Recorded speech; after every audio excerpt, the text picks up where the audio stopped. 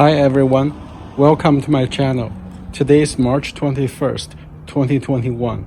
I can't believe it's been more than a year since we had the COVID and the country was shut down. Everybody was staying home. Now a lot of places seems opened quite a bit, but I'm still on waiting list waiting for my vaccine. I don't have it yet, but it won't take too long, I guess. I'm sure I'll get it in a month or two. By then, I'll be able to go out freely. So this is the year 3 of my Lectric XP. Since November of last year, I didn't ride this much, so I didn't even charge the bike. So what happened is yesterday I took out the bike, I cleaned a little bit, not much, but just dust off the seats and the covers, and I turned the battery on. The battery is still like 75% full because it wasn't fully charged when I went before winter time. So it doesn't seems like there's significant battery loss. I know batteries degrading over time. This is year 3. I have over 2,000 miles on this bike already. But the battery seems to perform really well. So I charged the battery last night. Let's see what the battery voltage says. If it's 54.7, then it should be pretty good. So you see I have a 2018 miles in total. This is 3 years old. 54.3, so it's down a little bit, not 54.7. Maybe because I once charged it never reached 54.7. But I did unplug once when I saw the charging light turned green. So it could be a deterioration of the battery, but it's insignificant in my opinion. I rode the bike a little bit yesterday. It was as good as new in terms of a tire pressure. There's very little change in tire pressure, so I feel I add a little bit of air to the tire. Since I've been riding the bike on flat surface on road most of the times, not necessarily in trail, so I kind of increased the tire pressure a little bit. Now it's about 20 psi. This bike can take up to 30 psi.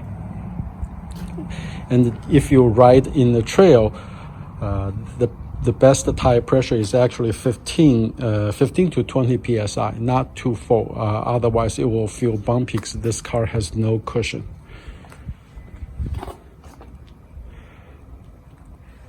Since Lectric came out with this bike, that's 2019. There are a lot of bikes similar priced. This is in the market now. Nothing really happened to Lectric. They did introduce a step-through bike, but it's the same price. In my opinion, 3 years ago, this was the best value bike. Now it's one of the best value bike probably. Because I've seen a lot of bike comparably equipped or priced a little bit less, maybe without the fender or smaller tire, or maybe slightly smaller battery, at like $699 or even $599. My prediction this year is either Lectric need to come up with a upgraded version of this bike at the same price, or drop the price a little bit to keep the edge. Because there's still at this point, Lectric is a very popular e-bike. And what's interesting is since start of COVID, many people staying home, and they have the time, and they can, if they feel like going outdoor, e-bike is a great tool.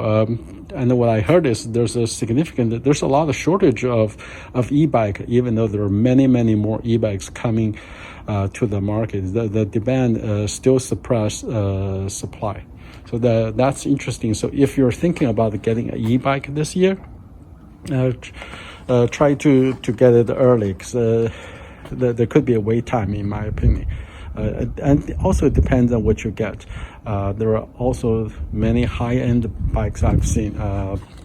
Some bike has like 2,000 watts, the dual motor power, and 3 times the capacity of this bike's battery, which is very interesting. I mean, you can ride it for 100 miles with some pedaling. That's going to be very interesting. In terms of upgrade, I didn't do anything. Only one thing I want to show people is one of my friends gave me one of these, what's called gear floss, where you can clean up the gear. So it's like a string, a fiber, the string. I tried a little bit. It's like shoelaces if you pull it out. Let me take it out to one. Oops.